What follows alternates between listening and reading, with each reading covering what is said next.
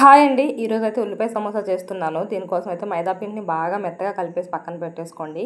తర్వాత ఆనియన్స్‌లోనే కొంచెం ఉప్పు, కారం, ధనియాల పొడి, కొంచెం నిమ్మరసం కూడా వేసుకోండి కలిపేసి. తర్వాత కొంచెం అటుకులు, మామూలు అటుకులు ఉంటాయి కదా! వాటిని కొంచెం ఇలా పిసికేసి అందులో వేసేసుకోండి.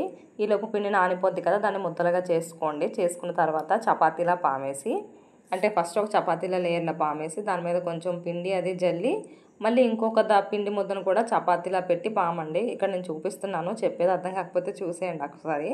అలా 2 కలిపేసి పామేసి పక్కన పెట్టేసి కొంచెం కాల్చేయండి. ఆయిల్ ఏమి వేయకుండా జస్ట్ అలా కాల్చేసిన తర్వాత చల్లారిన తర్వాత తీసేయండి ఈ విధంగా. తీసేసిన తర్వాత వీటిని ఒక 4, 5 అలా తయారు చేసుకొని ఇవైతే షీట్స్ అనమాట. సమోసా షీట్స్ అయితే రెడీ అయిపోయినట్టే మనకి. అవి ఇలా కట్ చేసుకొని మనకు కావాల్సిన షేప్‌లో పెట్టేసుకొని కొంచెం మైదాతో క్లోజ్ చేసుకొని మధ్యలో మనం ఇందాకలు పెట్టుకున్నాం కదా ఉల్లిపాయలు అవైతే అందులో ఫిల్ చేసేసుకొని ఫ్రై చేసేసుకోవడమే.